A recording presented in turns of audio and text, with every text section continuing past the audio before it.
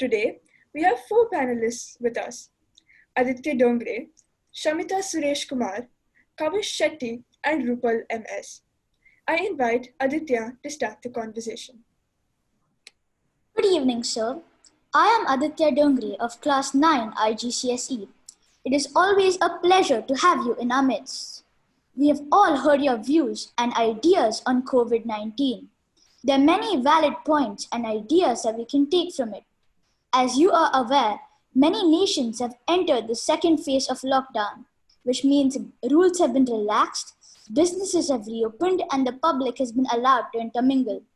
But this has caused worry of a possible resurgence of the virus, with many experts warning of a second wave. You said that society as a whole has to contribute and each of us has to become a frontline warrior in the fight against the pandemic. So, what can the student community do to create awareness in the community about safety measures during phase 2?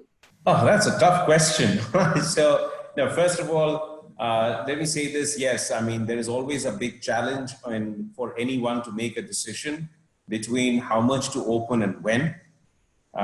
So how much risk can you take? Because on the one hand, you can keep everyone locked down, but completely destroy your economy, destroy the educational year of the students, and much more. And maybe even postpone the problem of pandemic for another time while you grow into your economy. So all governments have to make some very difficult choices, and they are doing it in their own ways, taking into account their local circumstances. Now we're here in Singapore and everywhere else, people are opening up, it's a really refreshing sign. But the risk of pandemic, of a second wave remains, and everyone talks about it. Prime Minister Lee said that in his speech about that it's a tricky and a difficult disease, tricky and difficult. What I would say the students can do is, first of all, they themselves have to observe every instruction on safe distancing, hygiene, and other social measures in school and at home, and on their way from school to home and back, with your friends, or just going out to play sports together. But remember that it's far more important to be able to stave off, to keep off the disease, than to go out, play for one day and then fall sick and make others sick as well. So you bear a responsibility not just to yourself and to your family, but to all the other students who study with you. So I know that your sports are disrupted, your classes are disrupted, your social engagements are disrupted. But you need to be resilient, you need to be strong, you need to be patient and persevere in this effort till a vaccine is found, or we can say with safety that will not be affected by the virus. Fortunately, your generation is so good at social media that you probably can at least interact with them and stay emotionally connected. It is never a substitute for physical, but that's what you must do. Second, you must continue to advise even your parents, your other relatives and people in your community that please wear a mask when you step out. Please maintain safe distances. Please observe all hygiene instructions. Use sanitizers, wash your hands all the time. Clean your surfaces, and do everything that the government prescribes, because you see, parents listen to their children far more than you imagine. And therefore, if you tell them, then they would also be careful. So I think, and the second thing is focus on your studies, even in these difficult circumstances. So I know it's not easy to have to adjust. When adults find it hard, children will find it harder. But adjust to it, because even in these circumstances, your goals must remain clear and you must continue to pursue them despite all these temporary challenges. A year later from now, maybe a year and a half from now, all this will be behind us and we'll be going back to doing the things we always liked doing, going out to watch a movie, going out to play, maybe going out for a concert, and all the wonderful things that we like doing. But in the meantime, stay strong, stay safe, be patient, and accept the situation, and don't feel upset about it. That is certainly sound advice, Your Excellency. I think I speak for the audience here when I say that we will try our level best to execute those ideas. Thank you. Hello, sir. I'm Shamita Suresh Kumar. I'm a first-year student of IB. I agree with you when you said the sense of us versus them is pronounced in this era, and we need social empathy even more. COVID-19 has had an adverse impact on various segments of our society. The hardest hit among them were the lower strata of the society, comprising migrant workers. Many were quarantined, which affected their livelihood. You observed that they faced social, economical, and mental challenges as a result. In the past, students and teachers posted a lot of videos to boost the morale of this community and to reach out to them to show them they're not alone. I'm sure the High Commission of India also did a lot to engage with them and reassure them in every way. Going forward, is there a way students and teachers can work with the High Commission to help out migrant workers? It's a good question. I think more than us, I think, we should work with the Ministry of Manpower and the Migrant Workers Center, which has been set up by the Ministry of Manpower. Now, why do I say this? I say this because, as you see, the migrant workers living in dormitories include workers from not just India, but also from Bangladesh, Myanmar, China, Vietnam, and other countries. We should not give the impression that we're only concerned about Indian migrant workers. We should be concerned about all of them. And which is why when many organizations approached us in the past 2 months, that why can't we work to do something for the migrant workers? I would say that, look, I'd like you to go to, there are many NGOs who do it, but for the sake of, neutrality, we said, at least let's work with the non-government organizations set up by the Ministry of Manpower, which is the Migrant Workers Center, which is associated with them. So we directed the organizations to them to see how they could work. And it would not be a good idea to discriminate between those who come from India and those who come from Bangladesh or from other places. Now, so we'd be happy to connect you to students to the Migrant Workers Center. They'd absolutely love your initiative. This is a great thing for you to think of and to do, and for the entire school student community to want to help the migrant workers. And remember that, there are different, and it's best to ask what they need rather than, it's not always material things. As you said rightly, just talking to them, sending them video messages that we think of you. There's nothing more valuable to a person than that someone is thinking of them beyond their own work. It gives you a sense of importance, a sense of belonging, a sense of identity. So all of this is very important. And so I'd say that, we'd be happy to work with you. And we on our part also work with the Ministry of Manpower. Because we resisted the temptation to say, okay, here are my Indian workers. I said, of course, we will look after them if you ask us to send them back or to give them accommodation, to give them shelter, to give them food, because they are our responsibility as Indian citizens. Right. But we always went by the guidance of Ministry of Manpower. Because Singapore government said, remember what Prime Minister Lee Hsien Loong said. He said Singapore will treat migrant workers the same way as we would treat our own citizens, right? It's a great thing to say. How many countries would you find the head of the government saying, I would treat foreign workers who are living in my country the same way as I would treat my own citizens, right? So the Singapore government wanted to be in the forefront. We didn't want to give them the impression we don't trust you and we'll do our own thing. And we also tried to work with them without distinction between Indian and other workers. We had an equally strong message for workers from the others, and they appreciated it. So as GIIS in Singapore, you should be working with the local organizations for the entire migrant workers community, not just those who are from India. We all have our empathy with those who are from our country, that inculcate here the value that we belong to the entire society. Thank you, sir, for your valuable suggestions. These small deeds of kindness will certainly uplift the morale of these people during these trying times. Exactly. No, and I'm glad you're all doing so much for them. So it's really, really very, very heartwarming to hear this. Hello, sir. I'm Kavish Shetty. I too am a year one student of IB. I have been listening to your speech intently.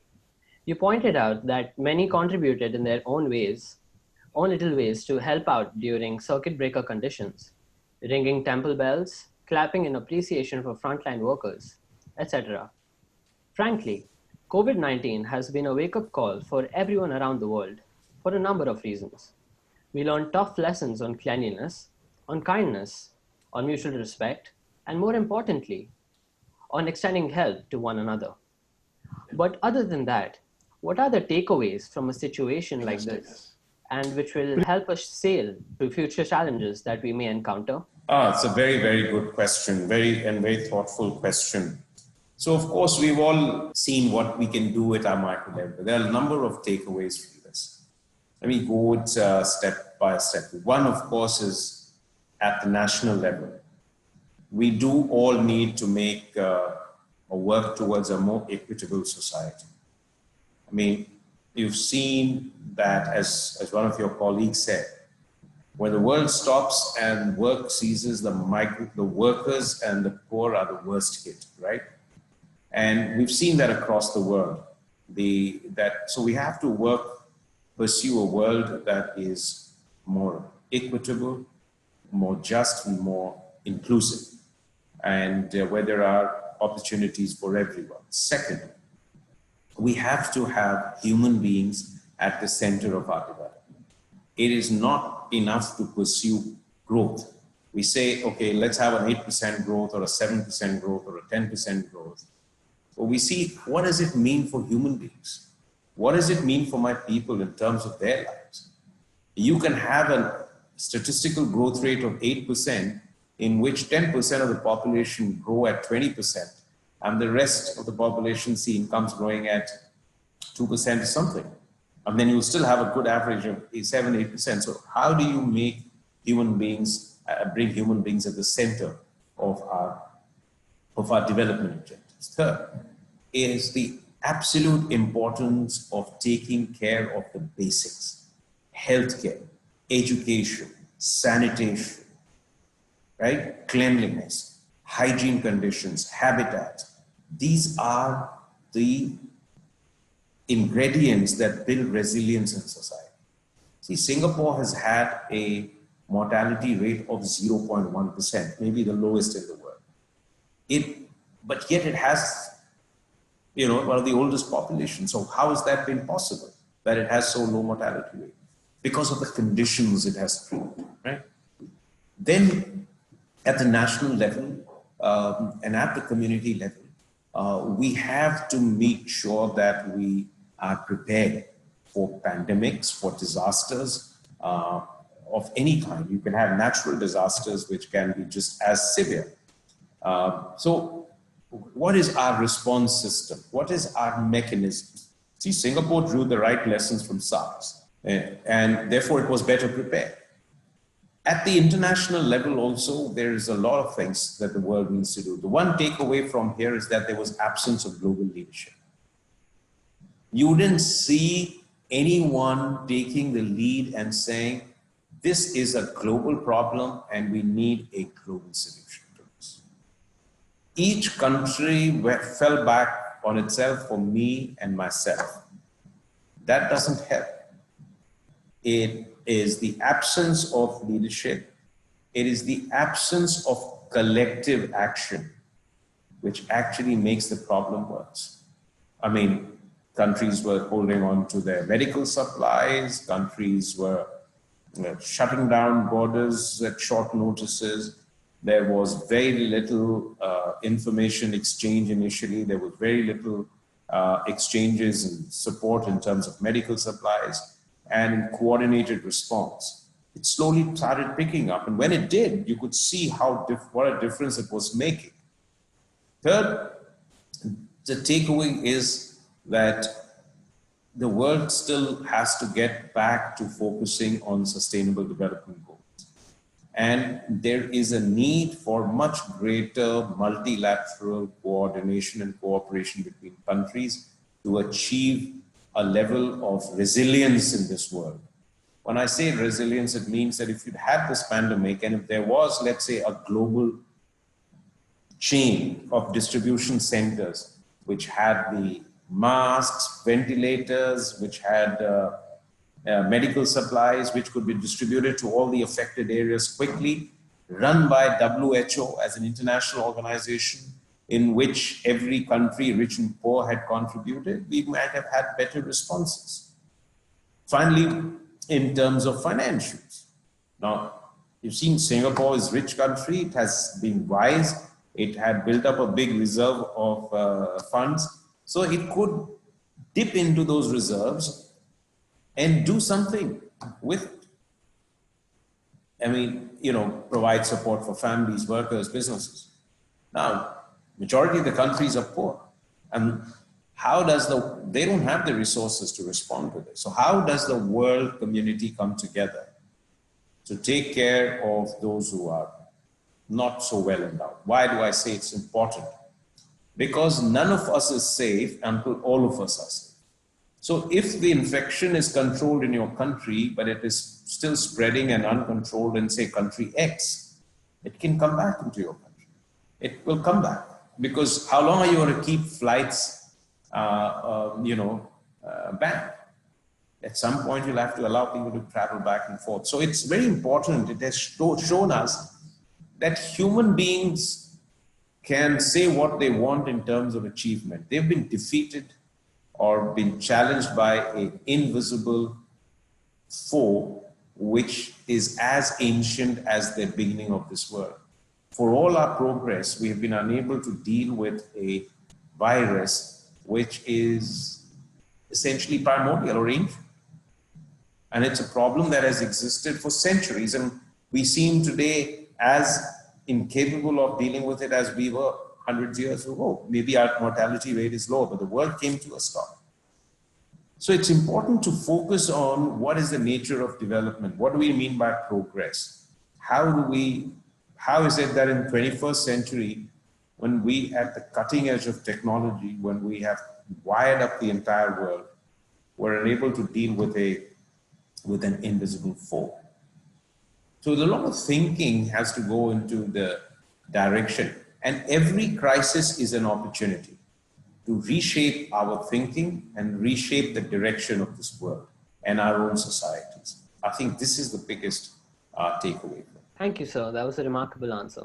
Good evening, sir. I'm Rupal MS of Class 9 IGCSE. We heard many touching stories from you on the situation of the people stranded in Singapore. I'm sure there were many more cases in other countries like India. It must have been a difficult situation for authorities to keep objectivity and yet not lose their human touch in such scenarios. Your Excellency, the expat community of every country has a duty towards their adopted home country to make a gainful contribution to that society. I would like you to guide us students on how we can make meaningful contributions to the country we live in our capacity as students or as part of the future workforce. Great. I think it's a very important and a very good thought that you have. You're all living in Singapore. Many of your parents came here. Maybe some of you were born here. Some of you came here after when you were young, when you were maybe infants, and have lived here for a few or several years in Singapore. This is your home for the time being. It may become your permanent home. Some of you will acquire the citizenship. Some of you will remain permanent residents. And some of you might even go back to other places or move on to go back to India or move on to other countries for education or for work. For the time being, you are here in Singapore.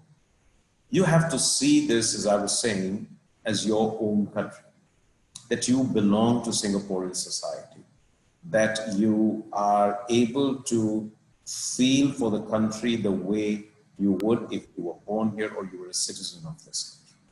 which means its success and failures are yours. Its triumphs and failures and its challenges are as much yours as anybody else's. And you have to constantly think of what is it that I can do to make it a better place, to make it continue on the path of progress. Now, many things, one of course we've spoken already about, is that in whatever way you can, find time to go beyond your school to make community contributions, serve the community, whether it is spending time with the elderly or teaching skills to some of those who are unskilled, working on sustainability projects, taking care, sometimes spending free time in the home for elderly or home for the sick.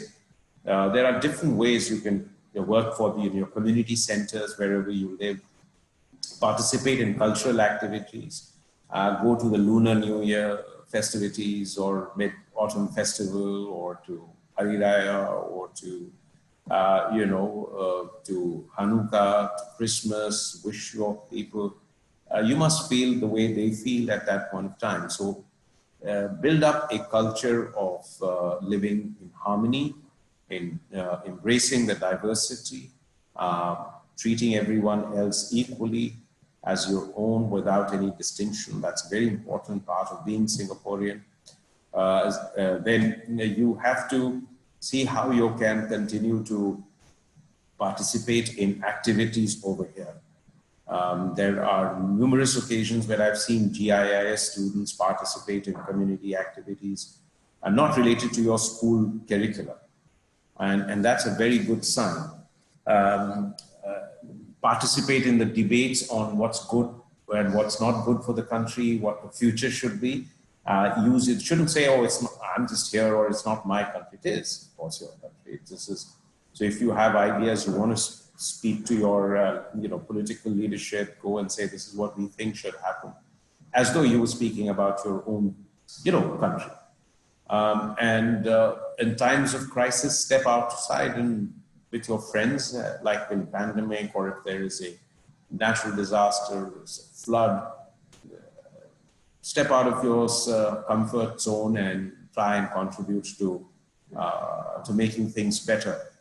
And eventually think of a future where you say, okay, what is it that I do, whether it is in innovation, public service, whether it is in professional career, in arts and pursuit of arts and culture.